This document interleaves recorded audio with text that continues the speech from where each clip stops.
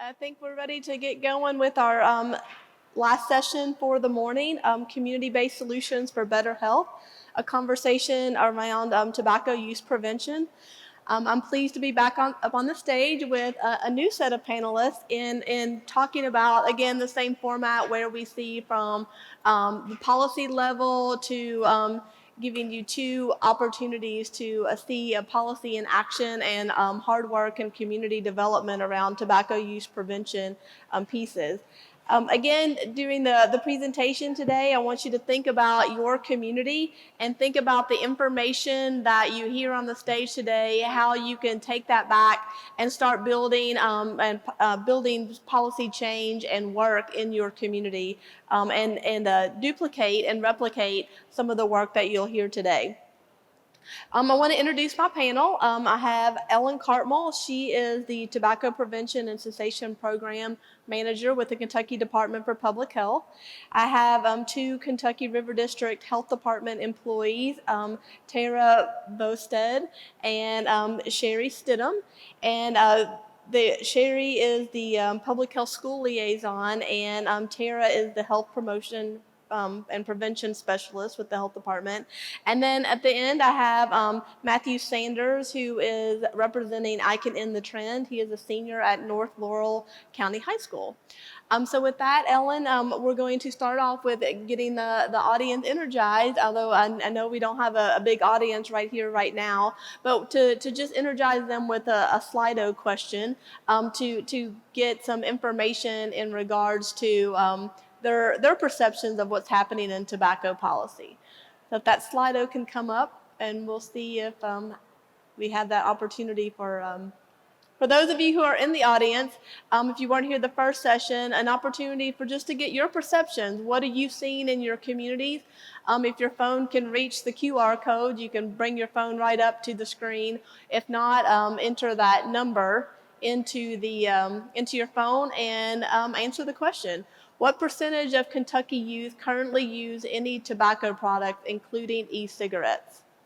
We got a knowledgeable audience. That's really good. That means that you're here for a reason, and I'm excited and I'm here for it. So yes, we do have a pretty big problem still in Kentucky around youth currently using tobacco, and so you're going to learn again today how we can have some impact through policy and implementation in our communities at our county levels. Let's go on to the next question, please. How easy do you think it is for youth to get access to tobacco products, including e-cigarettes or vaping products in your community? So yeah, students do believe that it's pretty easy to get tobacco products if they want it and they know where to find it. So we think about policies in place that we adults sometimes think are just foolproof. But really when you're asking students, and Matthew can attest, when you ask students, they're pretty easy to get a hold of. And so where are the policy changes? What can happen to limit access, not only just limit access, but also enhance students' ability to resist when the access is available to them. So we'll move on to the first session and a piece of our panel, and Ellen, that is you, and I'll let you control the slides. And just like in the previous session, I'll have a couple of questions for you all to just understand, making sure that our audience is clear on some of their charges that you were given to them.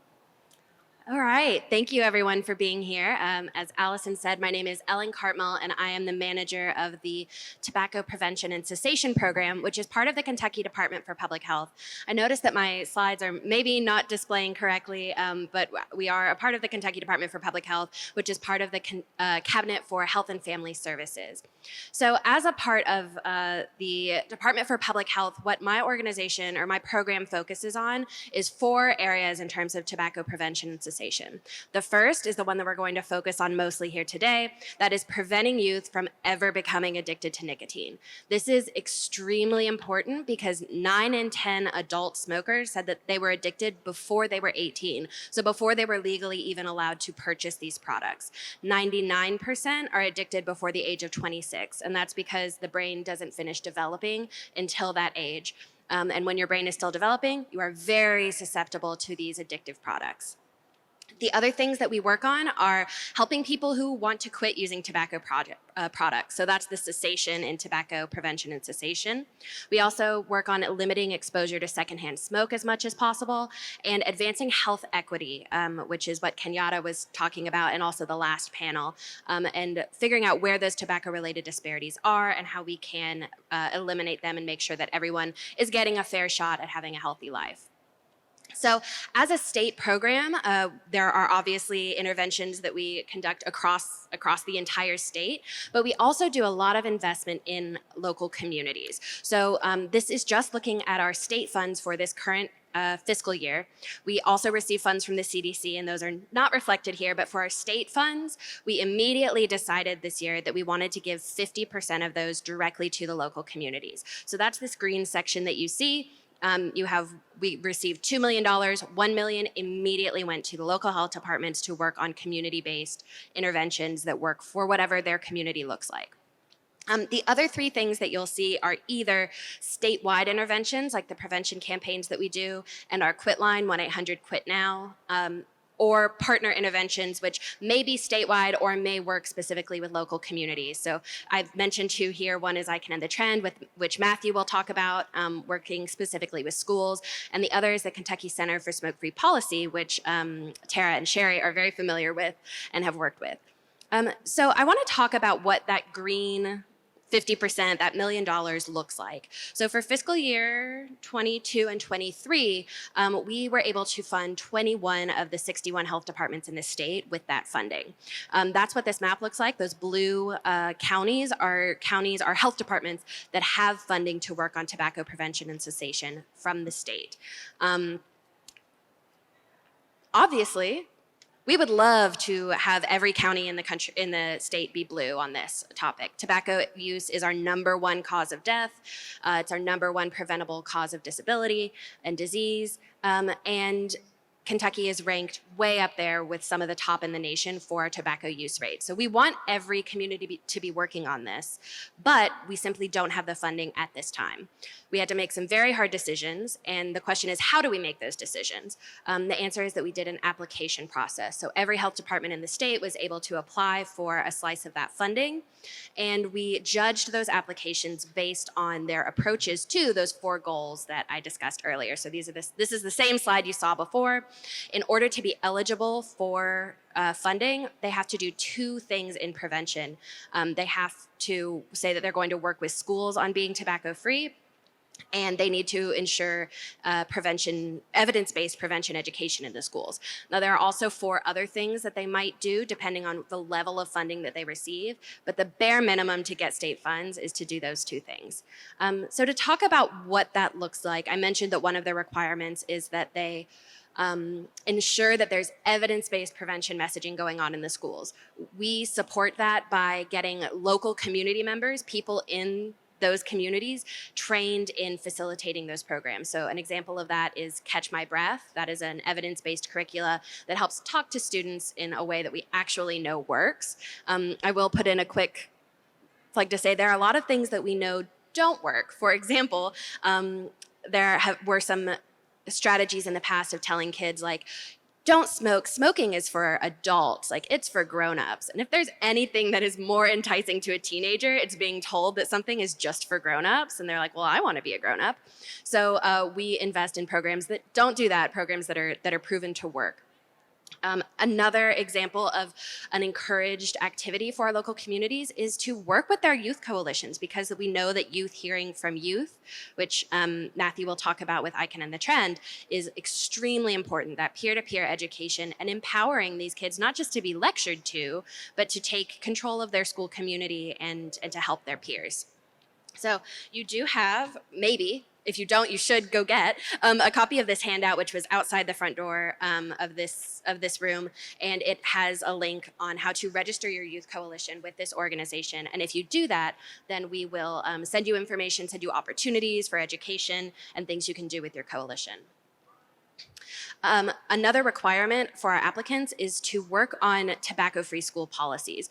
So a 100% tobacco-free school policy is one that applies to everyone, so students, staff, visitors, parents, all the time, so 24 hours a day, not just from 7:30 to 3 or whenever the classes are in session, and everywhere. So it should be all school board properties, including buses, sports venues, things like that. And we know that these policies can reduce youth use by up to 30% when they're properly enforced. Now this is a slide that's looking a little bit wonky, but the work that we do is not only investing directly in communities, which is something that Sherrie and Tara will talk about, but also working at the state level. So an example of how policy can be implemented at the state level and then assist local communities is the 100% tobacco-free school bill that was passed in 2019. So there are 173 school districts in Kentucky. In 2018, only 72, so less than half of them, many less than half of them, had a tobacco-free school policy. However, shortly after this bill was passed in 2019, that number had doubled. So just saying at the state level, we encourage this, it resulted in a huge jump in the number of schools that were smoke-free. And today, that number is 169, I think. And I will really quickly, Sherrie and Tara can't answer. Does anybody know what is out of date about this map? Scott can't answer either. Okay, I will say there is one county that should be blue, and that is Knott County. So congratulations to Knott County School Board on passing a 100% tobacco-free school policy. I see some applause, very well deserved. They did that, I think, in early July, and this map has not yet been updated, but we want to see this map be completely blue as soon as we can. So I'm just revisiting that slide about the local health department so that you can see what these initiatives look like and how we are trying to use our funding to build up local capacity and empower local coalitions, local school employees to find out what works for their community and emphasize that. So if you have any questions, this is my contact information. And I know that Allison has a question because that's her job. I do have a question. So when you think about the policies that can help communities promote and prevent youth initiation, can you give some examples of that? What policies can communities start to work towards and build up to reduce youth initiation? Absolutely. So one that I already mentioned is those 100% tobacco-free schools. Another huge one is implementing a 100% comprehensive smoke-free policy, which is something that Kentucky River District has had a lot of success with recently. A 100% comprehensive smoke-free policy is one that covers all indoor workplaces and all indoor public places. So it may not be obvious how that affects youth, but the reality is that now we have 18-year-olds who can serve alcohol. They may be working in bars, they may be working in restaurants, and just seeing in their community that there's not a smoking section and that smoking is not a part of the norm anymore makes a huge difference. I will add that you may have seen in the news that there are a lot of things that other cities have been doing. For example, Philadelphia passed a law saying that there can only be one tobacco retailer for every 1,000 people. Chicago passed a law that said that you cannot sell flavored tobacco products within 500 yards of a school. We see things like that, and unfortunately, Kentucky right now is not in the position to pass those. The Kentucky legislature has a law that says that the only local work that communities can do in terms of tobacco control pertains to where you can use tobacco products. So that's our tobacco-free schools, our tobacco-free workplaces, et cetera. But at this time, because of the law that's on the books, there can't be regulation at the local level of sales or marketing. Okay, so thinking about you can be ready, Tara and Sherrie. You're about to be on hot mics, but thinking about the local work, there is opportunity still at the local level if your community doesn't have a comprehensive smoke-free policy in their county, and then there's also room at the state level to talk about how we can reduce the exposure of tobacco products through sales, marketing, and distribution. So we've got two levels of work, policy work, to get involved in regard regards to how that can reduce youth initiation. And if time permits, we can talk a little bit about that after we finish our panel. So next up, we have Tara and Sherrie, and I struggle with that. Sometimes I want to put the wrong pronoun, or I mean not pronoun, the vowel after the end. I get them all confused, so I apologize. But Tara and Sherrie are Kentucky River District Health Department champions in tobacco policy and youth initiation and cessation efforts. So I'm going to let you hear their story. And the takeaway message for me here is thinking about the impossible can be done. It's difficult, but it can be done. And so what's something deemed impossible last year is reality today. And so you've got two champions up here that from Eastern Kentucky that I know are very willing to share their processes and their story even further than what you hear today. Tara? Yeah, so thanks for having us today. Like I told her when she asked us to do this, every time that we get a chance to brag on Eastern Kentucky and the work that we do, it brings mine and Sherrie's heart so much joy. So thanks for having us today. So we'll go ahead and get started.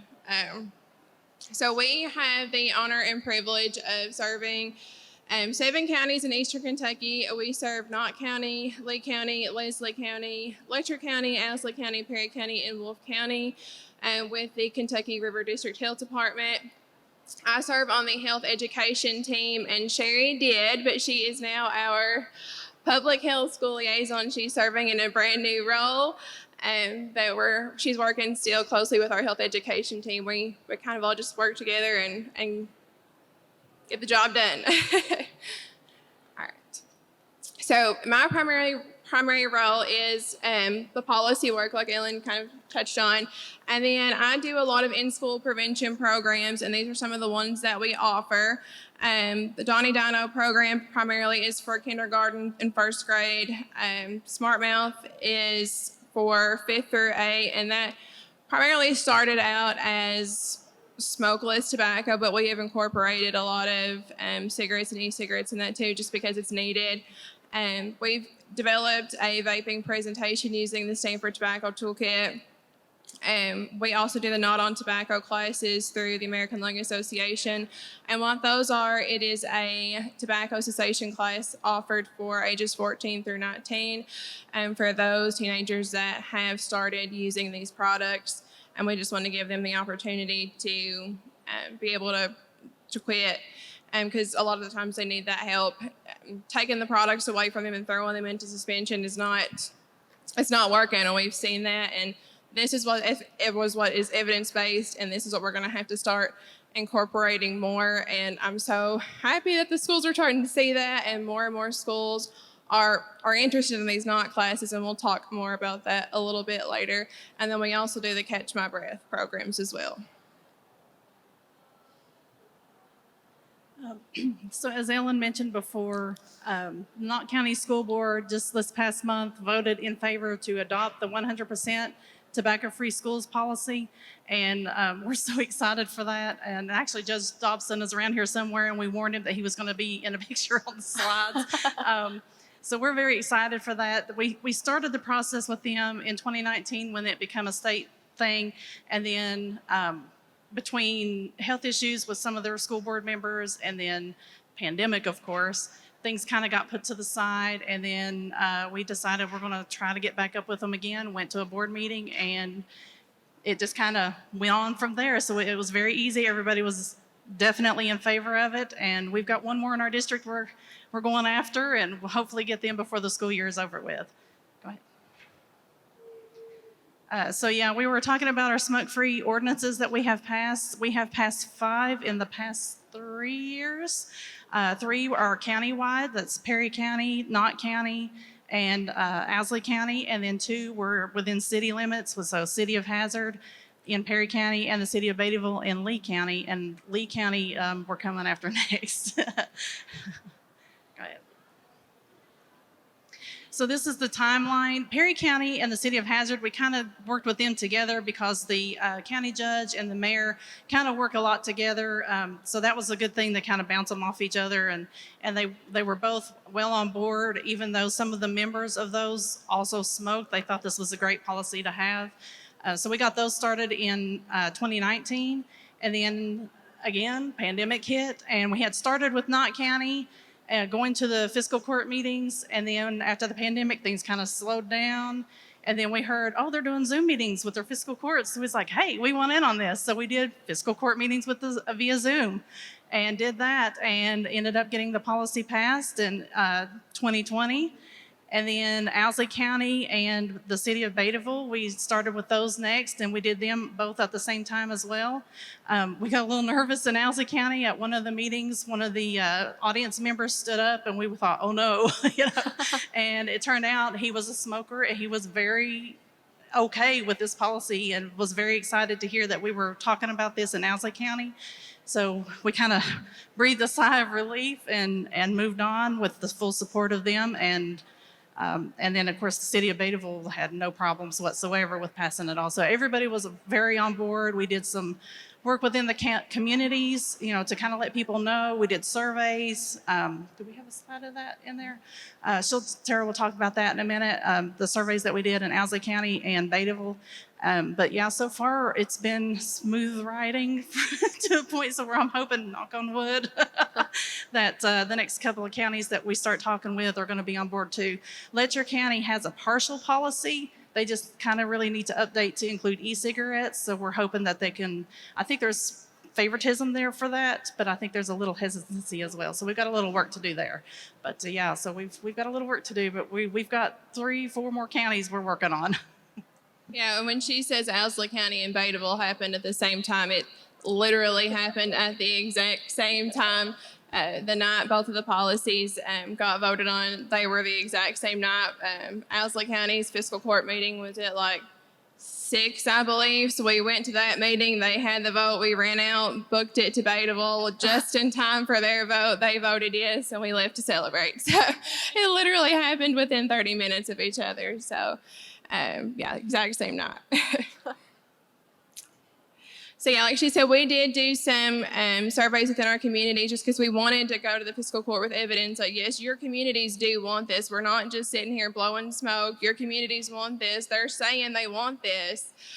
So this was the survey results from one of our questions in Owsley County, and you can see like 70% said yes, 20% were unsure, but when we presented it, they were like, well, more than likely 90% are saying like, yeah, we want this in place. And we did the same exact survey in Letcher County, except for the question, instead of are you in support of a comprehensive countywide, I believe the question says, are you in support of updating the current policy to include e-cigarettes? And the overwhelming majority does say yes, and we're running this exact same survey in Lee County right now as well, and we're seeing the exact same results that the overwhelming majority are saying yes as well. So I talked briefly before about my prevention classes. So through those classes, whenever I go in, I don't just stick to what's in the curriculum, because the kids, they do ask a lot of questions when we go in there, like, why are they allowed to sell these products, or what are you doing about it, and things like that. So I do talk about our policy work and make them aware of what's going on too, because I want them to know that, someday they're going to be in these positions and they're going to have to learn to advocate for themselves. So we teach them about advocacy work and what they can do and that they have a voice. So we've been getting them involved in a lot of our projects and things like this. So this is a couple of pictures of some things that they have done. The top 4 pictures are some yard signs that we made just based on some posters that they designed themselves. The bottom 2 pictures with the little that looks like road signs, those are some postcards that we done with them, and we handed them out to kids in the classroom. They filled them out and we mailed them to fiscal court in Owsley County, and then the other ones are going to be going to the Lee County Fiscal Court before we start attending those meetings. The picture with all the papers on the table are actually business kits that we distribute to our counties that have passed these policies. We provide signage for all of our businesses that these policies get passed on, because, the counties are nice enough to agree with us and get these policies in place, we take it upon ourselves. We go door to door. We visit these businesses. We hand this information out to them. We do the education ourselves. We make sure they have the signage and things like that they need. And then we are always very active on our social media page through the health department. And we do the congratulations posts every time and do a lot of education and things like that prior to our meetings with fiscal courts and then afterwards too, because education is just through and through, before, during, and after all of this work is crucial. Lee County is the home of the annual Woolly Worm Festival, the beautiful Kentucky River, the prideful city of Beattyville, and hopefully a future comprehensive smoke-free policy. We ask and encourage you to take into consideration the voices and opinions of our next generation of voters and leaders. Here is the Lee County 8th grade on why they think Lee County should go smoke-free.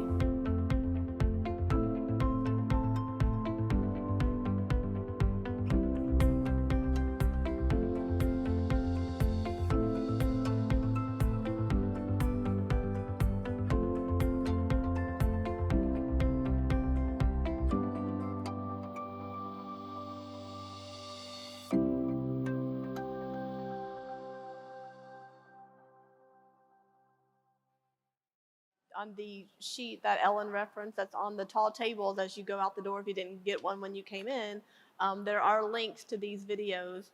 They're different time frame videos. Yeah, good plan. Yeah, And, so that video is actually a video that we put together with our 8th graders from Lee County Middle School last year, and this video will be shown to the Lee County Fiscal Court here pretty soon. I'm sorry it doesn't work, but like she said, and the QR codes are on that handout, so definitely grab that and look at those, or they are on our Facebook page at Kentucky River too, so if you all want to look at those, definitely check those out. So our goals here in the future are our Lee County policy, like we've talked about. That's our next big goal that is coming up. So just attending those fiscal court meetings, continuing with the education in our community. Another thing that we have coming up that we're very, very excited about that is just kind of fallen in my lap here lately are Not on Tobacco scholarships. We work very closely with our ASAP boards in our counties, and they have so graciously offered to provide scholarships to our schools to ensure that there is somebody in each of our school buildings in the middle and high schools that are certified to facilitate these classes in the school building, because they understand that I'm just one person who serves 7 counties and I am stretched very thin and I cannot be in every school all the time facilitating all of this stuff. And the schools understand that too, and they are calling me left and right wanting this stuff. So they're interested in having somebody in the schools, and ASAP has graciously offered to provide these scholarships. So we're going to be working very closely together in the near future to get these scholarships out to these schools. So we're very excited about this initiative coming up. And then just more in the future, hopefully getting Leslie County to pass their 100% tobacco-free schools, getting Letcher County to update their policy, working with Wolfe County, hopefully, on a comprehensive ordinance too, and then Leslie County too. And me and Sherrie were talking about that, like, then we're done. That's all of our counties. What are we going to do next? Like, what then? That I guess we'll cross that bridge when we get there. But I think still there'll a be lot lots of work to in the do. meantime. Continue. Yeah, I think that's All right. it from Tara us. and Yeah. Sherrie, Can I add one more thing? Sure. I forgot to mention, when we do our policy work, it's not just me and Tara. We have a village, Yeah. because it does take a village. Shannon Smith, that was up here earlier, is a huge asset for us. Ellen Cartmell and her team at the state level. Kentucky Center for Smoke-Free Policy, Amanda Booker and Leanne Taylor are amazing with answering crazy questions that we come up with or situations that arise. They're there to help us all. And of course, our lovely director, Scott Lockhart, is a huge supporter of what we do, and he's always there for us too. So I just wanted to make sure that I get that out there, that we do it's not just us, we do have a team. It's not just us. We could not do it just us. We have a wonderful support system that we're extremely grateful for. So I do have a couple of questions for you, and because you do make the policy work look very easy. And so you just kind of alluded to it. It does take a partnership, a coalition, in your eye, the village. When you think about your early work, what do you think was the key to getting your local government to listen to the need for a policy that prevents youth initiation? So when we first approached Perry County, they were the first ones that we talked with, and the health disparities and the health aspect, the fact that Kentucky is #1 and something we don't want to be #1 in, and smoking rates and cancer rates and things like that, that was a big push for them. And thinking ahead of our kids in the future, you know, what example do we want to set for that? That was a big key. A lot of this fiscal court also shared stories. They had loved ones that had passed due to smoking. So that was another, you know, aspect of it that we kind of, you know, and we always want to make sure that these fiscal courts understand we're not after the smoker, we're after the smoke. You know, if you know, you have that legal right. If you want to smoke, you can smoke. We just want you to take it somewhere where others don't have to smell it if they don't want to, and breathe it in. So making the data personal, making it real, the data real, and making it personal to them. Okay. Yeah, they don't like a lot of numbers. They want to hear. They want to hear those stories, right? Okay, thank you. If time permits, I got another question at the end, but I want to make sure that our last speaker, Matt, has his opportunity to share with the group. Like I said, Matt Sanders is from North Laurel High School, and he's representing a program that's getting well established and partner with UK and the Department for Public Health called I Can End the Trend, peer-to-peer support work. And so Matthew, I'll send it over to you and take the stage. All right, thank you for having me today. Like you said, my name is Matthew Sanders. I'm a senior at North Laurel High School in London, Kentucky, and I'm the vice president of the hashtag I Can End the Trend Youth Advisory Board. I Can End the Trend was created by a group of undergraduate students at the University of Kentucky in 2019.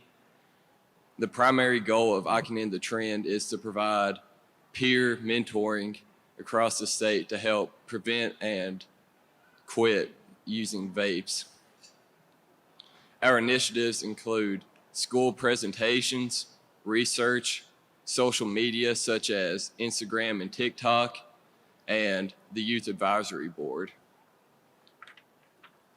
So as I'm the Vice President of the Youth Advisory Board, this is a group of high school students from multiple high schools across the state. We were created in 2021, and our goal is to help the main coalition integrate into various high schools across the state. We also are meant to build advocates at a much younger age so we can be able to spread our voice. So one project that we're currently working on is something called Photo Voice. Photo Voice is a project in which a researcher finds people in the community to take pictures surrounded by a certain prompt. For our project, 10 high schoolers from our Youth Advisory Board took pictures that reminded us of tobacco advertising in our communities. By doing so, we hope to gain a better understanding of how youth see the tactics used by big tobacco to target us in our community. So here are some of the pictures that I took. As you can see, both of these are at gas stations, and they're just plastered with cigarette tobacco ads. Like everywhere you look, you just can't avoid them. And then here are a couple other pictures I took. One is of a vape shop in my community at night. They use bright neon lights, so it's hard not to have your attention drawn to it. The other one is a little more mundane. It's down in an alleyway, but it shows that no matter where you look, there's some sort of tobacco advertising, both flashy and not flashy. So it seems like tobacco is something that you just cannot avoid in our communities. But if we take action, it does not have to be that way. Currently, Juul is being sued for about $440 million that will be allocated to numerous states. $14 million of this is given to Kentucky. However, it is not mandated that this money goes directly towards tobacco and e-cigarette prevention. It can go to anything, but it is very important that we make it go to tobacco. So as you can see in this graphic, the usage of e-cigarettes in Kentucky and nationwide have more than doubled from 2016 to 2018. And it was in 2017 that Juul really gained its main popularity. So it is clear that they at least have something to do with this trend. About 1 in 9 students, high school students nationwide, have reported using e-cigarettes within the past 30 days in a survey conducted in 2021. Furthermore, more than 1 in 4 Kentucky high schoolers reported using e-cigarettes. Similarly, compared to about 2.8% of nationwide middle schoolers using e-cigarettes, this number was almost 4 times as much within Kentucky. So there's definitely a problem within our state. One reason this is the targeted advertising used by Juul. They used bright colors and young influencers. They didn't really show how dangerous their product was, made it look more just as a trend that teenagers would be cool to use. Currently, Kentucky is very underfunded compared to the CDC recommended spending. In 2018-2019, the CDC recommended that Kentucky spend about $50 million on tobacco cessation and prevention programs. However, we spent around $3 million. This number dropped even more to about $2 million in 2021 after the pandemic, as funding went to other programs.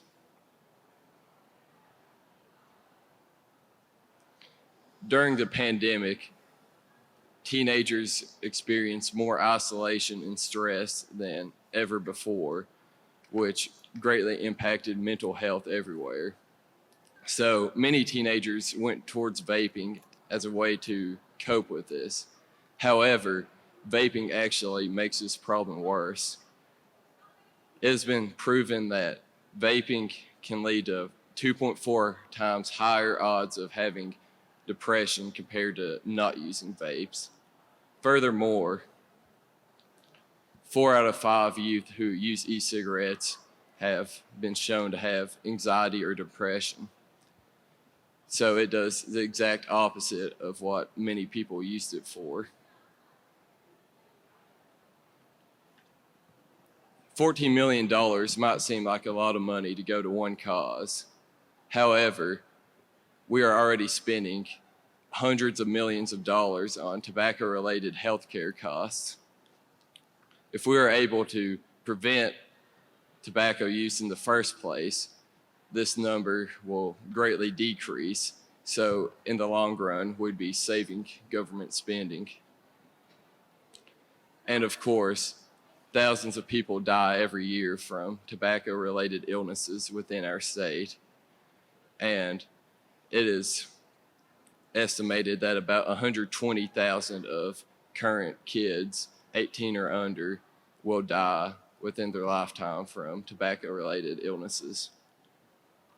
So it is very important that we allocate this funding towards e-cigarette and tobacco cessation and prevention in our communities. Members of the Youth Advisory Board have already taken the initiative to write our representatives to voice our opinions. It is important that we all take the initiative and voice this concern in our community as we can end this trend once and for all.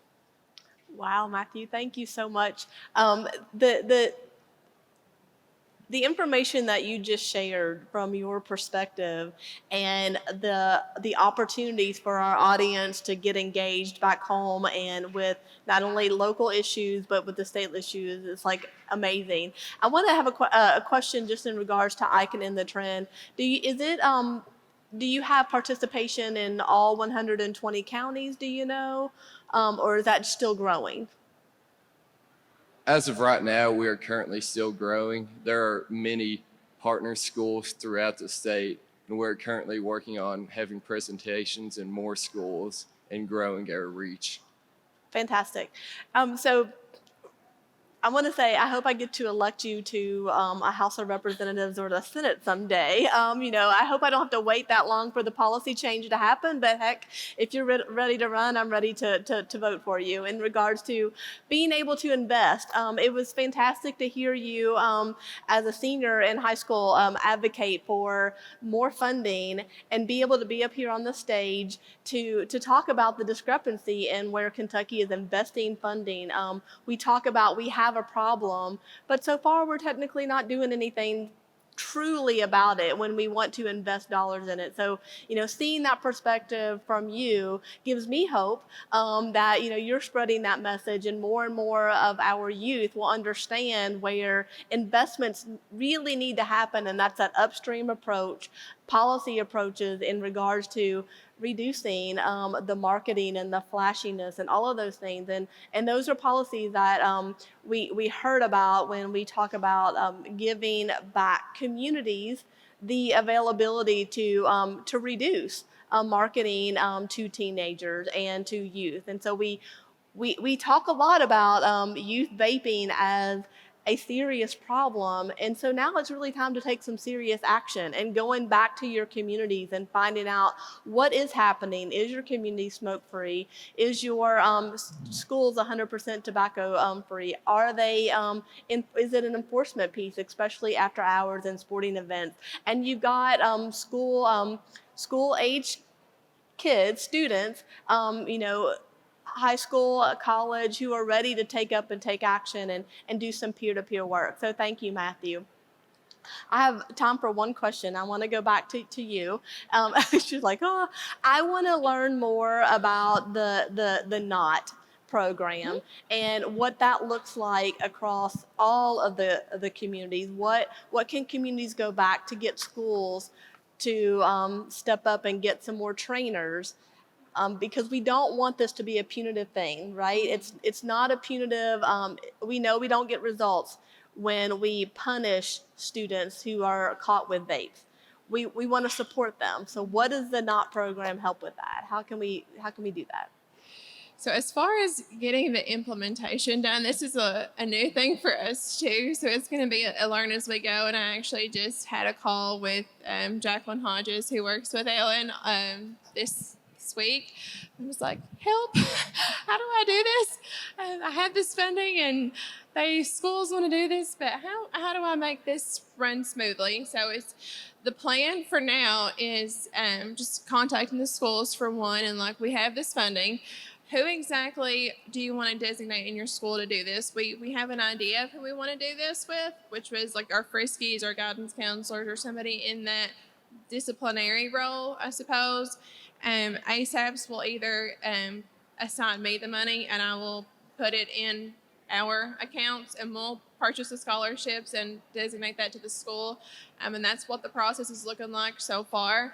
But again, it's just a lot of that advocacy work and one-on-one, just building relationships with our school systems for one, because the school systems are starting to see, before they just refused to admit that they had a problem, but they're realizing really quick, we have a problem, and they're wanting the help, and they're seeing, like I said, that what they've done for years is just it's not working.